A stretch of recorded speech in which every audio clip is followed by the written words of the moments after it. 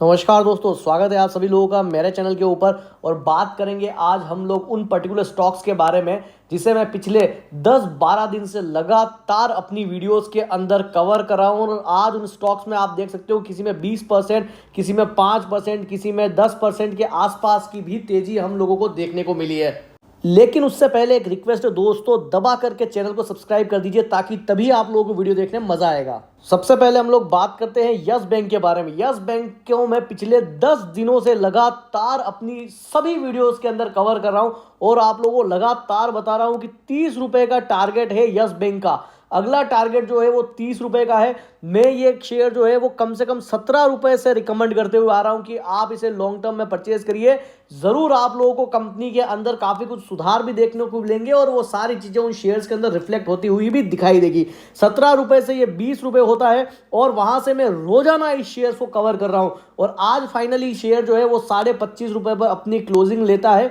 और अभी आप मार्केट के अंदर काफी लोगों से देखेंगे, काफी टेक्निकल एनालिस्ट जो है वो भी अब कह रहे हैं कि 30 से 31 रुपए जो है वो इस कंपनी का अगला टारगेट रहने वाला है। तो अब आप लोगों को ये देखना है कि इस प्राइस के ऊपर आप लोगों को परचेजिंग करनी है या नहीं करनी है। अगली कंपनी की बात करूं तो वो है ओलेक्ट्रा ग्रीन टेक। इस पर्टिकुलर स्टॉक को मैं पिछले 5-7 दिनों से लगातार अपनी सभी वीडियोस के अंदर कवर करता हूं। पिछले कुछ दिनों से स्टॉक जो है वो रोजाना 2%, 3%, 1% रोज उछाल लेता है। मैं लगातार 7-8 दिनों से कह रहा हूं कि बहुत शानदार कंपनी है, फ्यूचर ओरिएंटेड कंपनी का बिजनेस है। कंपनी जो है वो इलेक्ट्रिक बसेस बनाती है और आने वाले समय के अंदर इस पर्टिकुलर बिजनेस की बहुत ही बढ़िया ग्रोथ हमें इंडिया के अंदर देखने को मिलेगी। क्योंकि अभी तो हम लोग डीजल से इलेक्ट्रिक पर शिफ्ट हो रहे हैं, तो काफी कुछ बहुत बड़ा मार्केट जो है वो इन कंपनियों के लिए अभी भी वैकेंट है। तो बहुत ही बढ़िया ग्रोथ हमें इन कंपनियों के अंदर देखने को मिलेगी। और आज स्टॉक जो है वो लगभग आप कह सकते हो कि 13% की उछाल के साथ में बंद होता है और वो भी दिन के बिल्कुल उच्चतम स्तर के ऊपर। तो बहुत शानदार स्टॉक है और बहुत ही शानदार आज कंपनी ने आप कह सकते हो कि इन्वेस्टर को तेजी दिखाई है। अगली कंपनी है दोस्तों मोती सन्स ज्वेलर्स। 100 रुपए से मैं लगातार इस स्टॉक को कवर कर रहा हूं और आप लोगों को बता रहा हूं कि अगर आप लोगों को लॉन्ग टर्म पर्पस में अगर आपको पैसा लगाना है तो definitely Moti Sons Jewellers is a good bad.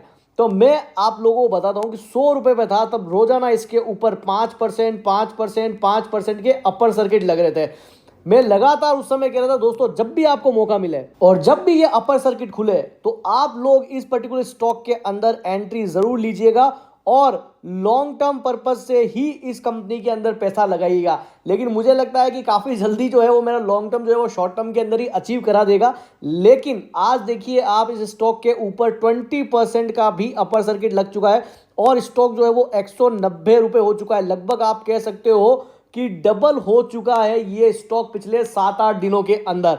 अब आप लोगों को ये डिसाइड करना है कि फ्यूचर में आपको इस कंपनी के साथ क्या करना है। क्या आपको इसमें बाय करना चाहिए या आपको नहीं करना चाहिए, ये अब आप लोगों को डिसाइड करना है।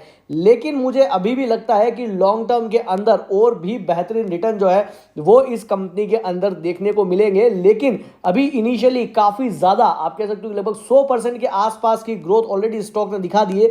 तो अब हमें थोड़ा सा कॉशियस होना चाहिए शॉर्ट टर्म के अंदर। बाकी आगे क्या करना है ये अब आप लोगों को डिसाइड करना है। अब बात करते हैं कुछ एफडी जैसे सिक्योर स्टॉक के बारे में। रिलायंस इंडस्ट्रीज लिमिटेड, जिसे इक्विटी मार्केट के अंदर सबसे ज्यादा सेफेस्ट स्टॉक माना जाता है, 3% की बढ़त के साथ आज स्टॉक जो 2655 के ऊपर क्लोजिंग करता है। मैं अपनी पिछली कुछ वीडियोस के अंदर कवर कर चुका हूं और आप लोगों को बताया कि अगर आप लोग बिना किसी टेंशन के आप अगर इक्विटी मार्केट के अंदर पैसा लगाना चाहते हैं और एफडी से बेटर रिटर्न लेना चाहते हैं तो उसके अंदर आप लोगों को रिलायंस इंडस्ट्रीज के अंदर जरूर पैसा लगाना चाहिए।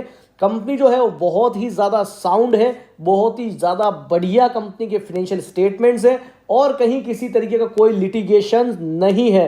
तो आप बिल्कुल ऐसी कंपनी के अंदर जरूर पैसा लगाइए अपने पोर्टफोलियो के अंदर। आप चाहे उतने रिस्की बैट लीजिए, लेकिन आप लोगों को इस तरीके की सेफेस्ट कंपनी को जरूर अपने पोर्टफोलियो के अंदर रखना है। अगली कंपनी है हमारी IRCTC। आज स्टॉक के अंदर लगभग 2.25% के आसपास का रिटर्न देखने को मिला है। स्टॉक जब 800 रुपए पे था तब से मैं इस पर्टिकुलर स्टॉक को अपनी डेली वीडियो के अंदर कवर कर रहा हूं और लगातार आप लोगों को बोल रहा हूं कि 1,000 रुपए का इसका अगला टारगेट है।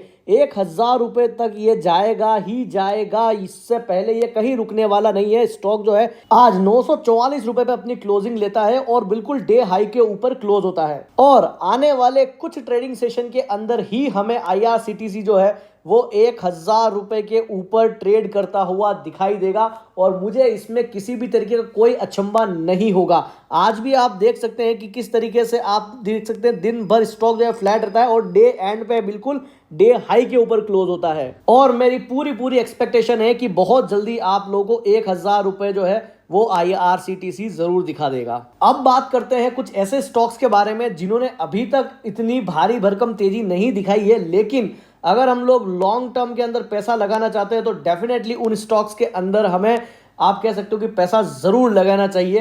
लगाना है या नहीं लगाना है ये आप लोगों को डिसाइड करना है, लेकिन अगर मैं होता आपकी जगह तो मैं डेफिनेटली उन स्टॉक्स के अंदर जरूर पैसा लगाता। पहली कंपनी है दोस्तों जियो फाइनेंशियल सर्विसेज, जिसे मैं अपनी लगभग सारी वीडियोस के अंदर कवर करते हुए आया हूं और आप लोगों को कहते आया हूं कि अगर आप लोगों को लॉन्ग टर्म के अंदर बहुत शानदार कंपनी के अंदर पैसा लगाना है तो आप बिल्कुल जियो फाइनेंशियल के अंदर पैसा लगा सकते हैं। मैंने आपको यह भी बोला था कि अभी कंपनी के पास किसी भी तरीके का कोई बिजनेस की क्लियरिटी नहीं है कि आखिर ये कंपनी आगे फ्यूचर के अंदर क्या करेगी, लेकिन अभी कुछ समय पहले जैसा कि आप लोगों को खबर मिली होगी कि जियो फाइनेंशियल ने ब्लैक रॉक के साथ मिलकर के सेबी को म्यूचुअल फंड बिजनेस के लिए अप्लाई किया है। आप कह सकते हो कि लाइसेंस के लिए अप्लाई किया है। तो डेफिनेटली कंपनी का जो फ्यूचर प्लान है वो आप कह सकते हो कि म्यूचुअल फंड के अंदर कामकाज करने का है। और इसके बाद भी काफी अलग अलग वेरिएंट के अंदर कंपनी जो है वो कामकाज करेगी। आप अगर इसकी प्रॉपर वेबसाइट को देखेंगे तो आपको एक आइडिया लगेगा कि आखिर ये कंपनी क्या कामकाज करना चाहती है। अभी रिलायंस से जो है वो डीमर्ज होकर के ये कंपनी बनी है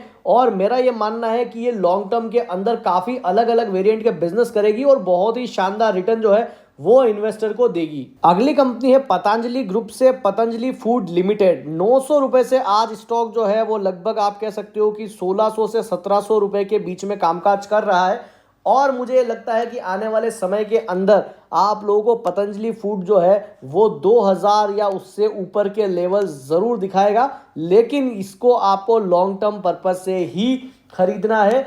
काफी बढ़िया ग्रुप है, काफी बढ़िया डिस्ट्रीब्यूशन नेटवर्क है कंपनी का, काफी बढ़िया कंपनी के पास पोर्टफोलियो है प्रोडक्ट का और कंपनी का काफी ज्यादा साउंड गुडविल है आप कह सकते हो कि कंज्यूमर के अंदर। तो बहुत ही बढ़िया कंपनी है और आने वाले समय के अंदर डेफिनेटली आप लोगों को और भी बढ़िया करते हुए ये दिखाई देगी, इसमें मुझे कोई शक नहीं है। तो ये थे कुछ स्टॉक्स और अगर आप लोगों को वीडियो अच्छी लगी हो तो वीडियो को लाइक करें और चैनल को जरूर सब्सक्राइब करें।